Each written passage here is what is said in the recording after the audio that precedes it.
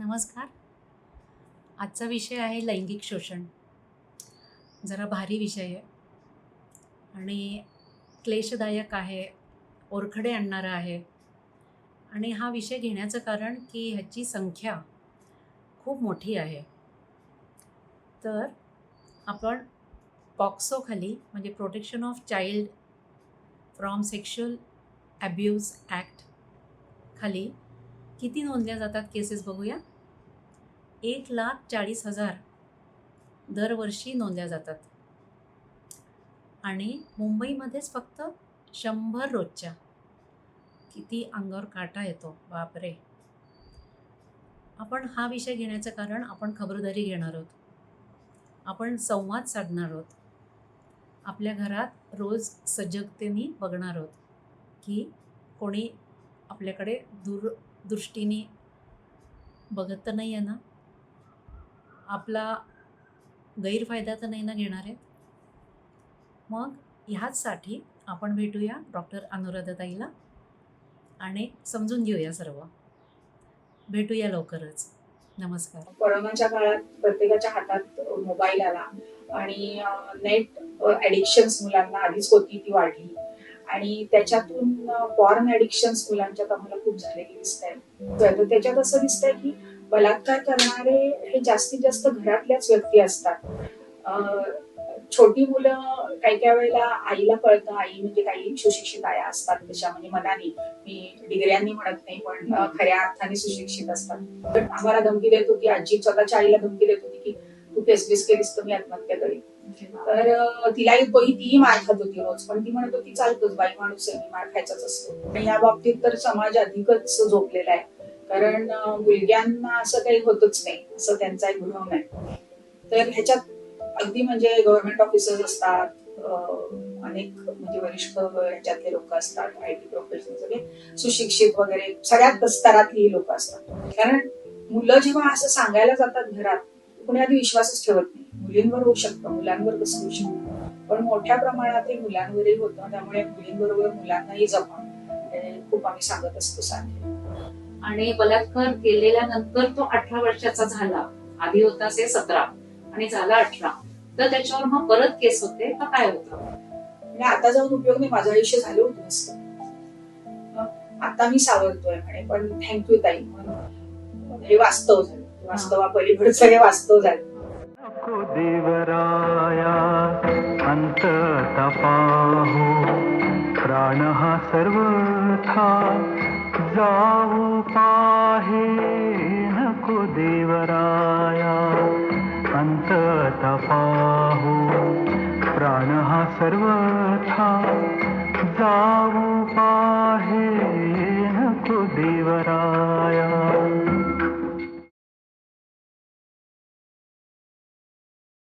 नमस्कार. वास्तवापलीकडच्या वास्तवामध्ये आपल्या सर्वांचे मनपूर्वक स्वागत. मी आहे शुभदा सहस्रबुद्धे आणि मी मुलाखत घेतेय डॉक्टर अनुराधा सहस्रबुद्धे यांची. नमस्ते. तर वास्तवापलीकडचे वास्तव म्हणण्याचं कारण काय असेल, तर आपल्याला आपलं वास्तव असं खरं वास्तव वाटतं, पण ते असतं कल्पनेतलं. कारण आपण आपल्याच कम्फर्ट झोन मधनं आपल्या ऑफिसमध्ये इकडे तिकडे जात असतो, बघत असतो पण दिसत नसतं सर्व काही, ऐकत असतो तरी काही काही गोष्टी ऐकूच येत नाहीत आपल्याला. त्या वास्तवाकडे आपल्याला जायचं आहे, जे वास्तव ज्यांनी 40 वर्ष त्या खऱ्या वास्तवामध्ये रोजचं काही ना काही बघितलंय, मदत केलीये, पाठिंबा दिलाय, अशा अनुराधाताईंचं वास्तव म्हणजे काय असणार आहे, तर प्रखर वास्तव. प्रखर म्हणजे न ऐकू येणारे, अबोल बोल, सुन्न असताना सुद्धा त्यांना शब्द ऐकू येतात, वेदना दिसतात. कुठेतरी एका खिडकीतून त्यांना ममता पण डोकावताना दिसते. कधी असतं वास्तव, त्याच्यामधलं असते समज, असमज, गैरसमज. कधी न्याय, अन्याय, पोलीस, न्यायालय, या सगळ्यांमध्ये अनुभवाची साक्षीदार आपल्याला आज भेटतीये डॉक्टर अनुराधा सहस्रबुद्धे. आता हिच्याबद्दल थोडीशी माहिती. 20च्या वर संस्थांशी तिची संलग्नता म्हणजे अफिलिएशन्स आहेत. 40च्या वर फेलोशिप्स, पुरस्कार आणि गौरवपत्र. 150च्या वर प्रकाशित तिचे रिसर्च पेपर, कविता आणि लेख, 22 पुस्तके आणि बरंच काही. चला जाणून घेऊया. नमस्कार अनुराधा. नमस्ते. अगं हल्ली ना मला जरा हल्ल्यासारखं वाटतंय. बलात्कार एवढ्या केसेस बद्दल कुठेतरी छोटस मला ऐकू येत आहे आणि तू त्याची साक्षीदार. तर मला सांगशील की हल्लीच सगळ्यात हे वाढीव प्रमाण कसं काय आहे आणि किती त्याचा समाजाला त्रास होतोय? वाढीव आहे असं सगळेजण म्हणतात, पण सुरुवात करतानाच तू म्हणालीस की वास्तवापलीकडे वास्तव, आपल्याला खूप गोष्टी ऐकू येत नाहीत. तर मला असं वाटतं हे नेहमीच समाजात होतं आणि त्याला फक्त आता कुठेतरी वाचा फुटतीये की मुली बोलतायत किंवा निदान काही सजग नागरिक त्याचं रिपोर्टिंग करतायत. त्यामुळे ह्या केसेस कदाचित बाहेर येत आहेत. गुपचूप हे घरात घडतच होतं. आणि आता जे आमच्याकडे जो आता आम्ही हेल्पलाईन चालवत होतो, तर त्या हेल्पलाईन मधनं ज्या मुलांच्यावर माझा जास्ती फोकस मुलांच्या क्षेत्रात आहे. तर मुलांच्या क्षेत्रात काम करताना जो बलात्काराच्या घटना पुढे येतात आणि त्याचा जो डेटा दिसतोय, तर त्याच्यात असं दिसतंय की बलात्कार करणारे हे जास्तीत जास्त घरातल्याच व्यक्ती असतात. आणि उघडच आहे की आतापर्यंत ते होतच होतं, पण ते लपून राहत होतं. कारण आजही आम्हाला दिसतं की 60% केसेसमध्ये वडील बलात्कार करत असतात आणि ते कुठेतरी 5व्या वर्षीपासून मुलीला वापरायला सुरुवात करतात. आणि वापरणं हा शब्द खरं घाणेरडा आहे, परंतु दुसरा त्याला मला शब्दच सुचत नाहीये. ते अक्षरशः वापरत असतात. ते एक शरीर असतं फक्त आणि नातं वगैरे तिथे काही नसतं. आणि कुठेतरी 14व्या वर्षी ती मुलगी बोलते, आईकडे बोलते, तेव्हा आईचा कलही सगळ्या केसेसमध्ये किंवा निदान 90% केसेसमध्ये तू गप्प बस असाच असतो. नवऱ्याला वाचवायकडे भूमिका असते. मग तिला सांगितलं जातं की कुटुंबाची इज्जत जाते किंवा तुझं लग्न होणार नाही, तू बोलू नको याबद्दल, तुझी इज्जत जाईल नेहमी. कारण ह्या बलात्काराच्या केसेसमध्ये मोठी स्त्री असो किंवा छोटी मुलगी, आपल्या समाजात नेहमी गिल्टचा ऑनस त्या बलात्कारितावर असतो. म्हणजे ज्यांनी केलं तो सुटतो. आणि अशा दाबादाबीमुळे तर आणखीनच मोकाट सुटतात ही लोक. आता थोडस वाढलंय, त्याचं कारण कदाचित हेही असू शकतं. वाढलंय असं जर म्हणायचं असेल तर आता जो मीडिया मधनं जे मुलांना दिसतंय आणि कोरोनाच्या काळात प्रत्येकाच्या हातात मोबाईल आला आणि नेट ऍडिक्शन्स मुलांना आधीच होती ती वाढली आणि त्याच्यातून पॉर्न ऍडिक्शन्स मुलांच्यात आम्हाला खूप झालेली दिसत आहेत. आणि मग मुलं कुठेतरी जे पाहतात ते कॉपी करतात. त्यामुळे ऍज यंग ऍज 8-9 वर्षाची मुलं सेक्स गेम्स खेळतात. मग त्याला सेक्स तरी म्हणायचं कसं?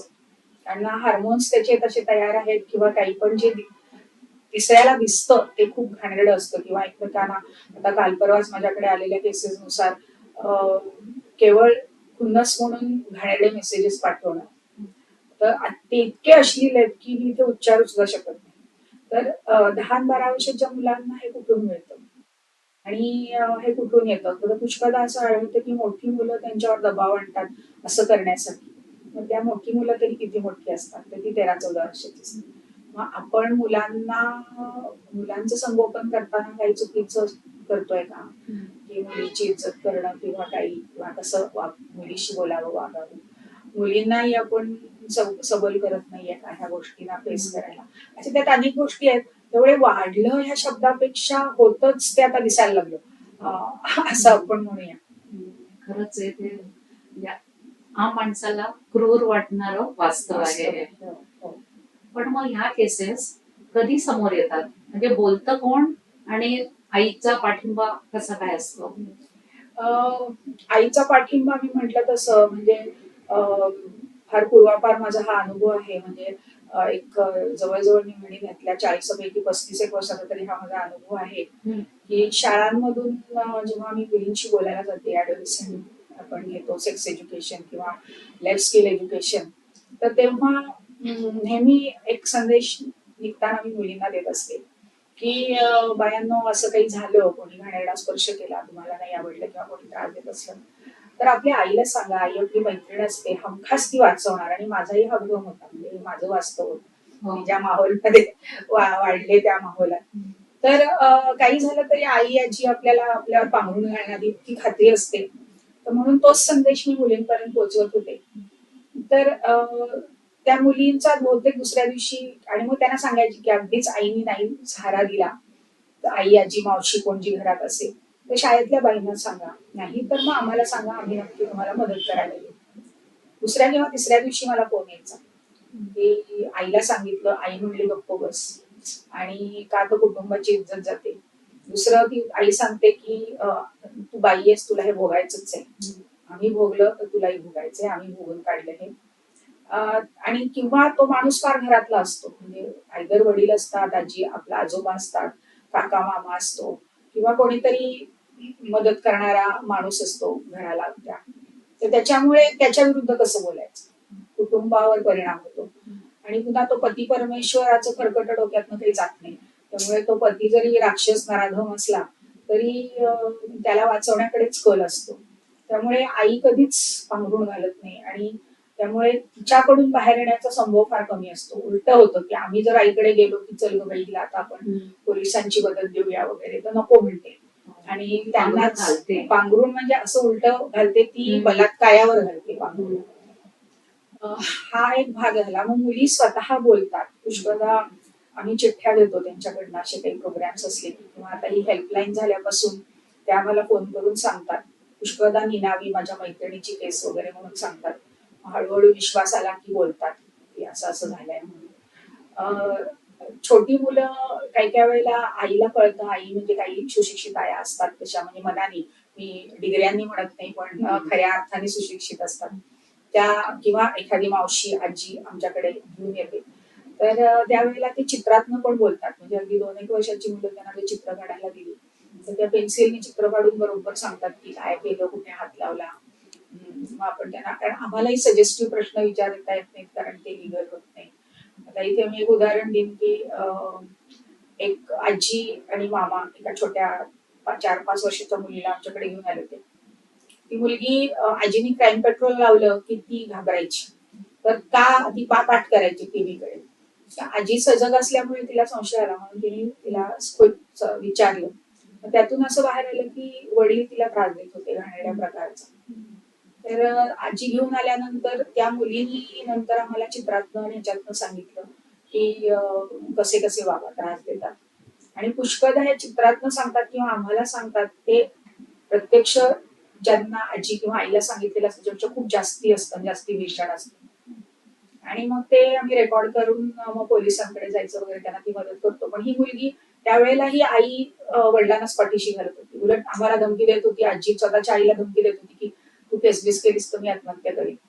तर तिलाही तीही मार खात होती रोज, पण ती म्हणत होती चालतोच, बाई माणूस आहे, मी मार खायचाच असतो. आणि डिग्री घेतलेली चांगली ग्रॅज्युएट नोकरी करणारी बाई होती ती. तर अशा प्रकारे म्हणजे सांगताना कधी आजी कधी आई अशी एखादी सुशिक्षित असली तर ती सांगते. मुली स्वतः बोलतात. आम्ही शाळातनं बालसेना तयार केल्या, तर ती मुलं मुलांशी बोलतात, ह्याच कॉन्सेप्टनी त्या केल्या. तर ते खरंच आहे की इतर कोणाला नाही सांगितलं तरी आपल्या मित्राला मैत्रिणीला सांगतात, मग ते आम्हाला सांगतात. आणि अशा प्रकारे ते बाहेर येतं. नाहीतर असंच कोणतरी शेजारी सजग असतात, म्हणजे त्याला एक असं सांगणार असं नाहीये, पण मुलं स्वतः बोलतात, हेही तितकंच खरं आहे. आता मला मुलींचं ऐकल्यावर असं वाटतंय की मुलांचं पण काही असं होऊ शकतं का? होतं ना, रेग्युलर होतं. आणि या बाबतीत तर समाज अधिकच झोपलेला आहे, कारण मुलग्यांना असं काही होतच नाही असं त्यांचा एक भ्रम आहे. पण एक सहज जाता जाता म्हणून सांगते की मी बऱ्याचशा अशा या विषयावरील प्रशिक्षणात सुरुवातीला एक आईस ब्रेकर म्हणून चिठ्ठ्या देते लोकांच्या, की तुम्हाला आलेला असा एखादा घाणेरडा अनुभव लिहा. तर खूप राग येतो लोकांना, कारण त्यांना माझ्या लक्षात आलं की मी काहीतरी खोल दाबून ठेवलेलं बाहेर काढतेय त्यांचं. तर ह्याच्यात अगदी म्हणजे गव्हर्नमेंट ऑफिसर्स असतात, अनेक म्हणजे वरिष्ठ ह्याच्यातले लोक असतात, IT प्रोफेशनल, सगळे सुशिक्षित वगैरे सगळ्यात स्तरातली लोक असतात. तर तरी पण मी हटून बसते की मी पुढचं लेक्चरच देणार नाही, कारण माझ्या लक्षात आलंय की त्याची फार गरज आहे. म्हणून त्या चिठ्ठ्या सुरुवात केली. म्हणजे एक गेम म्हणून सुरू केलेला, आता ते माझं जवळजवळ रिसर्च झालंय. तर माझ्याकडे आता जवळजवळ एक 700-800 चिठ्ठ्या अशा असतील. त्याच्यात पुरुषांचे अनुभव जास्त घाणेरडे आहेत. म्हणजे लहानपणी आलेले. तर घाणेरड्या स्पर्शापासून ते अनेक गोष्टी झालेल्या.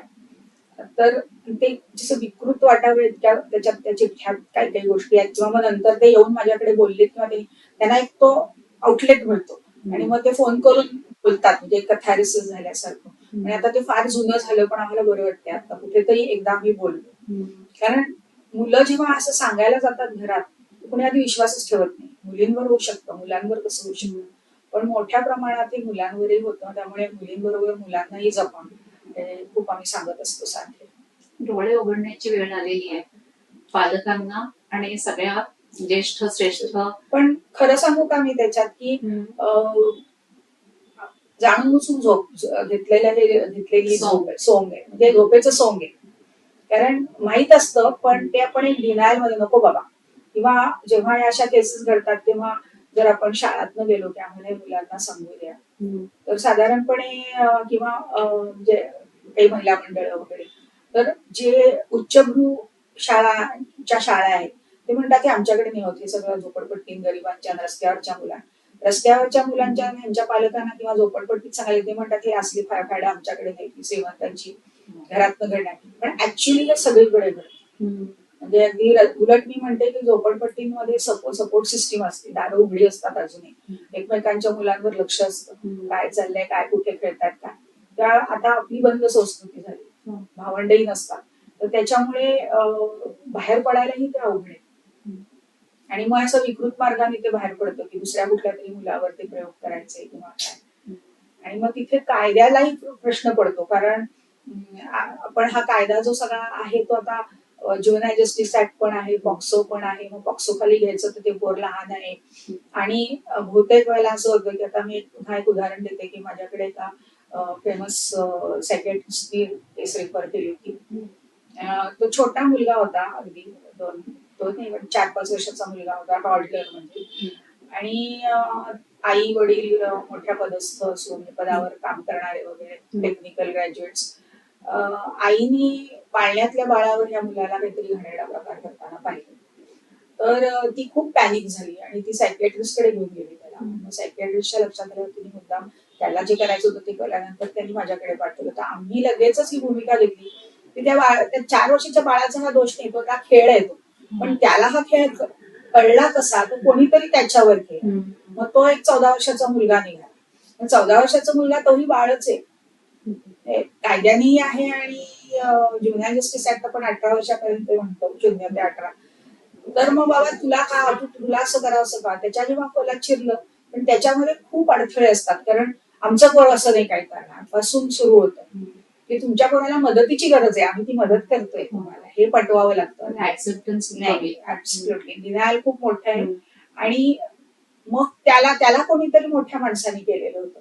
ते अशी ती साखळी असते, तर ती काढल्याशिवाय, म्हणजे आपण मुळापर्यंत गेल्याशिवाय ते निघत नाही. तर हे सगळे मुलगेच होते ना. तू म्हणलीस तसं मुलग्यानं होतं का, तो होतं. आणि प्रत्येक वयाचं मूल काय लेवलनी काय भावनेनी ते करतायत. कुणाला ती भातुकली आहे म्हणजे खेळ आहे तो, पण कुणाला त्याच्यातनं सेक्शुअल प्लेजर्स मिळवायचे, कोणातरी आयुष्यभराचं गिल्ट फील. आणि ते गिल्ट तर आहेच. इन्व्हिसाइड गिल्ट म्हणजे मे बी पण एक शेअर करते की मला एका माणसाचा फोन आला होता. म्हणे मी पालक सभेला आलो होतो, तुम्ही जे बोललात ते ऐकलं. आणि ते ऐकल्यानंतर मला माझ्या लहानपणी झालेली घटना आठवली की ज्याच्यामुळे मी आजतागायत, मी माझा भाऊ ट्रॉमामध्ये होतो, लग्न झालं तरी आम्हाला पुढे जाता येत नव्हतं. आणि म्हटलं मग आता तुम्ही पालक म्हणून नाही, म्हणे आता खूप वर्ष झाली त्याच्यातनं मला बाहेर यायला.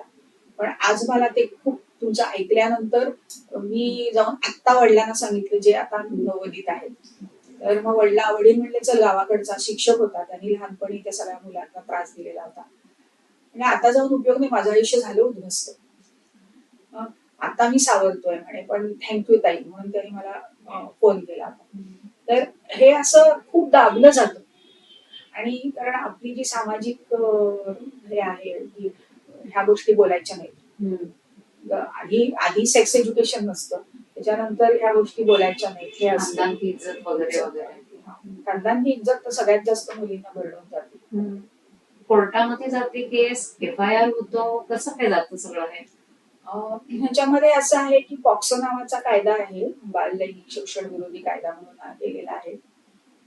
तर त्याच्यामध्ये तो खूप कडक कायदा आहे की त्या मुला त्याच्यात इतकं ते कडक आहे की शेजारी अशी घटना घडली आणि ती तुम्हाला माहिती आहे, हेरसे म्हणून का होईना, आणि तुम्ही रिपोर्ट केली नाही तर तुमच्यावर सुद्धा गुन्हा दाखल होतो. इतका तो कडक केलाय जेणेकरून मुलाला जास्तीत जास्त सगळ्या मुलांना संरक्षण मिळावं. त्यामुळे पहिली गोष्ट म्हणजे त्या कायद्याअंतर्गत FIR केला जातो.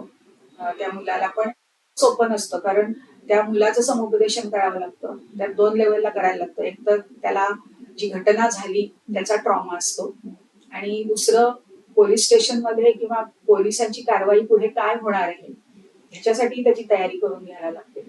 आता तो पॉक्सो कायदा खूप चाइल्ड फ्रेंडली आहे, तर त्याच्यामध्ये त्यांनी काय केलेलं आहे की एकतर कुठल्याही ज्युव्हेनाइल जस्टिस ऍक्ट हा जो 18 वर्षाच्या खालच्या मुलांसाठी कायदा आहे तो, आणि त्याच्या अंडरच हे सगळं येतं, आणि पॉक्सो कायदा, त्या सगळ्यामध्येच असं आहे की कुठेही पोलिसांनी किंवा जी काही लिगल मशिनरी आहे त्यांनी कुठे युनिफॉर्म मध्ये जायचं नाही, किंवा त्यांच्या बिल्डिंग्स मध्ये मुलांना न्यायचं नाही, रात्रीचं न्यायचं नाही, संध्याकाळचं न्यायचं नाही, हे तर आहेच. पण या पॉक्सो मध्ये आणखीन अशी सुविधा आहे की मुलाला जिथे कम्फर्टेबल वाटेल तिथे त्याची जबानी पोलिसांनी साध्या कपड्यात, ती सुद्धा बाई असली तर लेडी पोलीस, मुलगा असला तर जेंट्स त्यांनी जाऊन घ्यायची आहे. म्हणजे जरी मुलं म्हणालं की मला माझ्या घरी येऊ दे पोलीस तर तिथे, ते म्हणालं की आम्हाला या ताईंच्या ऑफिसमध्ये तर तिथे, ते म्हणालं मला एखाद्या बागेत जायचंय किंवा आजीच्या घरात तिथे पोलिसांना जावं लागतं. मग कुठलेही ज्युरिस्डिक्शन वगैरे हे जे फेमटी पोलीस काढतात चौकीचं आमच्या नाही, तसं काही करता येत नाही. त्यांना योग्य त्या पोलीस स्टेशनच्या माणसाला तिथे जावं लागतं. त्याची जबानी पुन्हा अट अशी आहे की एकदाच त्या मुलाला स्टेटमेंट द्यायला लागतं. नेहमी नेहमी जे इतर केसेसमध्ये परत परत पोलीस स्टेशनला बोलवलं जातं, कोर्टात तसं नाही. तर एकदाच ती जबानी दिल्यानंतर फक्त एकदा कोर्टात जावं लागतं. ते 164 म्हणून त्याच्या खाली त्याची जबानी मॅजिस्ट्रेट समोर होते. तिकडेही कोर्टात कोणी नसतं, फक्त पालक, आणखीन एक तो लेखनिक आणि जज. मग त्यात ते तिथे जे तो बोललाय, ते पोर बोललाय ते सील होतं, आणि मग ते फायनल हिअरिंगच्या वेळेला सादर होतं. तिथेही त्या मुलाला जायची आवश्यकता नसते, पण ते इतकं स्मूथ होत नाही. ते फेंटी काढून ते म्हणजे त्यांना तेच वकिलांना ह्यांना सगळ्यांना ते सगळी ती सिस्टीम काही सोडवत नाही. त्यामुळे पोराला बोलावंच लागतं 2-4 वेळेला. म्हणजे आम्ही तर म्हणतो की परत परत त्या जखमा त्याच्या बँडेजेस आम्ही बांधायची आणि या सिस्टीमने ती फाडून जखमा उघड्या करायच्या, हे काम चालू असतं. हे वास्तव झालं, वास्तवापलीकडचं हे वास्तव झालं. पण खरी गोष्ट हा कायदा इतका चांगला आणि सेफ आहे. त्याच्यामध्ये आता असंही आहे की हे 16 वर्षापर्यंत आहे आणि 18 वर्षापर्यंत कायदा आहे, पण 16 वर्षापर्यंत जरी मुलं म्हणाली की नाही हे कन्सेंटनी होतं, कारण मुलं हल्ली खूप सेक्शुअली ऍक्टिव्ह आहेत, मल्टिपल पार्टनर्स पण असतात त्यांचे, पण ती सेक्शुअली ऍक्टिव्ह मुलं असली तरी सुद्धा तो बलात्कार धरला जातो. जर ते दोन्ही मुलं 16 वर्षाच्या खाली असली तर नाही तर मग त्यांना पुढचे कायदे लागतात 16 वर्षाच्या वरचे. ज्युव्हेनाइल जस्टिस असेल म्हणजे 18 वर्षाच्या खाली असलं तर परत ज्युव्हेनाइल जस्टिस खाली जातं. हे कायदे आहेत. आता ज्युव्हेनाइल जस्टिस ऍक्ट मध्ये त्या मुलाला असं आहे की त्याच्या अंडर ही सगळी मुलं येतात, म्हणजे सगळे कायदे येतात मुलांचे. त्याच्यात पहिलीच ते सगळं child rights, united nation convention आहे चाइल्ड राईट्स, तर त्याच्यावर आधारित हे सगळे कायदे झालेले आहेत. तर त्याच्या मुलाचे हक्क अबाधित ठेवून म्हणजे मुलाला कुठेही अब्यूज होणार नाही, अत्याचार होणार नाही, मानसिक शारीरिक अशा पद्धतीने सगळी सिस्टीम चालावी. त्यामुळे तो juvenile justice act for care and protection म्हटलेला आहे. तर त्यामुळे तो प्युनेटिव्ह नाहीच आहे, त्याच्यात पनिशमेंटची सुविधाच नाही. त्यामुळे 18 वर्षाच्या आतल्या मुलांनी कुठलाही गुन्हा केला, मग तो सेक्शुअल असो किंवा इतर असो, चोरीमारी असो, तरी त्याला फक्त प्रोव्हिजन आहे की त्याला एक कम्युनिटी सर्व्हिसला पाठवतात गुन्ह्याच्या त्याची ग्रॅव्हिटी बघून किती कम्युनिटीज दिवसाची द्यायची. म्हणजे कम्युनिटी सर्व्हिसचा कॉन्सेप्ट असा आहे जो अजूनही आपल्या लोकांनाही पचला नाहीये, आणि ज्यांनी कम्युनिटी सर्व्हिस ऑफर करायची आम्ही खूप प्रयत्न केले पण पटला नाहीये. माझ्या संस्थेत मुलं येऊन गेली अशी छान सुधारून जातात. तर त्याच्यामध्ये त्यांना असं कुठेतरी अंधशाळा असेल, एखादी NGO असेल, हॉस्पिटल असेल, तिथे त्यांचं बॅकग्राऊंड बघून, त्यांचं शिक्षण बघून, त्यांचं वय बघून आणि त्यांचा गुन्हा बघून इतके दिवस तुम्ही ती कम्युनिटी सर्व्हिस करायची, म्हणजे थोडंसं रिहॅबिलिटेशन, त्यांचं मन बदलावं अशी आशा असते. नाही तर त्यांना काउन्सिलिंगला पाठवतात आणि हे सगळं अँड ऑर असतं, म्हणजे हे प्लस ते पण असू शकतं किंवा हजेरी द्यायला सांगतात. पण त्यात एक सगळ्यात मोठं प्रोव्हिजन आहे की आता मी ज्युव्हेनाईल बोर्डावर होते 6 वर्ष, तर शेवटचं आमचं वाक्य जजमेंटवर असतं की ह्या मुलाचं नाव कुठल्याही डॉक्युमेंटवर येणार नाही. म्हणजे सगळीकडनं ते रिमूव्ह होतं, म्हणजे मग मला पुढे आयुष्यात अडचण येईल का, पासपोर्टला अडचण काही होत नाही. कुठेही त्या मुलाचं नाव ठेवलं चुकून तर आम्ही पोलिसांवर पण कारवाया कराव्या अशी त्याची आहे आणि झालेल्या आहेत अशा केसेस. पण जेव्हा हे आता केसेस मध्ये मुलं लहान आहेत आणि वेळ चाललाय, ती केसचा रिझल्ट लागू पर्यंत मध्ये समजा 1.5 वर्ष गेलं, तर ते बाळ किंवा बाळ म्हणण्यासारखं नसतंच इमोशनली ते, कारण त्यांनी बलात्कार केलेला असतो आणि बलात्कार केलेल्यानंतर तो 18 वर्षाचा झाला, आधी होता से 17 आणि झाला 18, तर त्याच्यावर मग परत केस होते का काय होतं? नाही, दुर्दैवाने काय होतं की गुन्हा घडताना 1 महिना जरी कमी असला तरी तो ज्युव्हेनाईल जस्टिस ऍक्टनीच त्याच्यावर कारवाई होते. आणि मग जरी केस चालू राहिली, तो अगदी होतात अशा की 30 वर्षाची होतात मुलं तरी केस संपतच नाही, तरी सुद्धा तो ज्युव्हेनाईल जस्टिस ऍक्टच लागतो त्याला. ते आहे, म्हणजे त्याच्यातली त्रुटी आहे म्हणावी किंवा काहीतरी, कारण जी डिलेज होत जातात आपल्या केसेस मध्ये. अशी मुलं आम्ही पाहिलेली आहेत ज्युव्हेनाईल बोर्डासमोर आलेली की 2-3 वर्षाची असताना तिच्यावर बलात्कार झाला, मग ते समोरची पार्टी काहीतरी खेळ खेळून ती केस लांबवत जाते आणि ती पोरीचे वडील बिचारे दर तारखेला यायचे आणि तो मुलगा काही यायचाच नाही, किंवा आणि मग किती समन्स पाठवा, लिगल सिस्टीम्स वापरा, हे द्या, पण काही उपयोग होत नाही. काहीतरी करून वकील लांबवतात केसेस, म्हणजे ते तारीख पे तारीख खेळ तिथेही चालतो सगळा. आणि मग हे होतं ना असं की निष्कारण ती काही वेळेला जी रिमांड होम मध्ये ठेवलेली मुलं, म्हणजे ज्याला आपण आता निरीक्षण गृह म्हणतो, रिमांड होम म्हणत नाही, की ज्यांच्या मगाशी मी सांगितलं ज्युव्हेनाईल जस्टिस ऍक्ट मध्ये ही पण प्रोव्हिजन आहे की ज्यांना पालक क्लेम करत नाहीत किंवा त्यांचा बॉन्ड वगैरे देत नाहीत, तर त्यांना किंवा निरीक्षण गृहात ठेवलं जातं. पण ते निरीक्षण गृहात 12व्या वर्षी गुन्हा केला आणि आई वडील आलेच नाहीत म्हणून, कारण नियम असाही आहे ज्युव्हेनाईल जस्टिस ऍक्टचा आणि पॉक्सोचा की पालक उपस्थित किंवा गार्डियन उपस्थित असल्याशिवाय काय कुठलीही कारवाई पोलिसांची होऊ शकत नाही आणि कोर्टाची होऊ शकत नाही. तर आता त्याला पर्यायी सरकारने दिलेले आहेत, पण कोणाला करायचं नाहीये ते. जसं त्याला पर्याय होता की प्रोबेशन ऑफिसर पालकांच्या जागी उभा राहू शकतो, पण कोण करणार हे? ना प्रोबेशन ऑफिसरला इच्छा आहे, ना कोर्ट सिस्टीमला इच्छा आहे. तर मग ही सगळी लाल फीत आहे ना, जेव्हा एका प्रोबेशन ऑफिसरने तिथे बोर्डावर असताना कळलं की अशी प्रोव्हिजन आहे, तर आम्ही कचाकच केसेस संपवल्या. कारण ती प्रोबेशन ऑफिसर पुढे आली आणि तिनेच हा नियम खरं म्हणजे दाखवला. चांगली बाई होती ती, तर दुर्दैवाने आज त्या नाहीयेत, पण अतिशय प्रेमळ आणि छान बाई होत्या त्या. तर त्यांनी ते दाखवल्यावर आम्ही अशा कितीतरी मुलांना मग सोडवू शकलो आणि जजही चांगले होते फार. तर हे असं म्हणजे आहेत नियम, पण ते पाळायचे नाही, तर मग ह्या केसेस लांबत जातात. मग त्याच्यात काय होतं, तितक्या वेळेला त्या मुलाच्याच अफवा उघड्या पडतात, कारण परत परत त्या आई वडिलांना तरी मूल नाही आलं कोर्टासमोर तरी किती म्हणजे क्लेशकारक आहे ना ते आई वडिलांना सुद्धा ते आठवून परत सांगणं. तर ते होतं, पण आहे असं, म्हणजे हे आपल्या सिस्टीम मध्ये होतं. आणि कुठेतरी तुम्हाला नक्कीच असं वाटत असणार आहे की आणखीन काहीतरी व्यवस्था पाहिजे, सिस्टम पाहिजे, त्याच्यामधनं त्या आई वडील आणि मूल यांचं संरक्षण किंवा कमी ट्रॉमा मधनं त्यांना जजमेंट मिळेल. अगदी अगदी म्हणजे असंही मला विचारलं जातं की बलात्काराला तिथल्या तिथे गोळ्या का घालू नये, किंवा छोट्या छोट्या मुली, त्या आता माझ्या काही केसेस मध्ये मला आठवतंय की खूप विकृत प्रकारचे त्यांच्यावर अत्याचार झाले होते एका हॉस्टेलमध्ये, आणि आता किती मला वाटतं 8 का 10 वर्ष झाली तरी ती केस अजून संपली नाहीये, तो माणूस तुरुंगात आहे. परंतु त्या मुली जेव्हा आणि इतकं दाबायची, इतक्या लेवलला ती झाली होती की मला मुख्यमंत्र्यांपर्यंत IGP पर्यंत जावं लागलं, तेव्हा ती केस पुढे सुरू झाली, कारण इतकी दाबायची, इतकी घाणेरडी केस आहे ती. पण ती, आणि सर्व पुरावे होते, सर्व मुलांच्या जबान्या होत्या, तरी सुद्धा ते झालं. तर ह्याच्यामध्ये आता म्हणजे ह्याच्यामध्ये काय झालेलं आहे की त्या मुली जेव्हा माझ्याकडे यायच्या तर त्यांना मी पोलिसांना कसं आता तुझ्याशी पोलीस मामा येईल तुझा बोलेल मग त्याला सांग घाबरू नको याचं तर तयार करतो. ते सीआयडी इन्व्हॉल्व्ह झाली होती आपल्याच ऑफिसमध्ये त्यांच्या जबान्या होत होत्या. तर त्या मुलींशी बोलताना तर त्या मला काय एकच प्रश्न विचारायच्या, तो बाबा तुरुंगात आहे ना, एकदाच दाखवा ना आम्हाला. मी खूप विनंती केली की त्यांना ते हिलिंग आहे तर त्यांनी तसा तो पाहिला तर, पण ते लोक ऍक्सेप्ट करायचे पण ते म्हणायचे नाही न करतायत आम्हाला कायद्याने, एकदा तरी बघू दे आम्हाला त्याला शिक्षा झाली.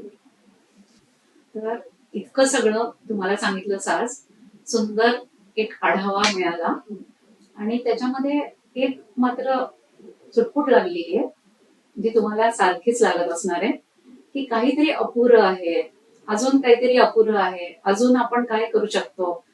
एक ती तळमळ अशी बेसला असणारच. त्याच्यामधनं तू कशी येतेस हे मी पुढच्या भागात विचारते. ठीक आहे, तर आपण इथेच थांबूया. Thank you so much for sharing वास्तवापलीकडचे वास्तव. आज मला जरा उघड होतंय. थँक्यू.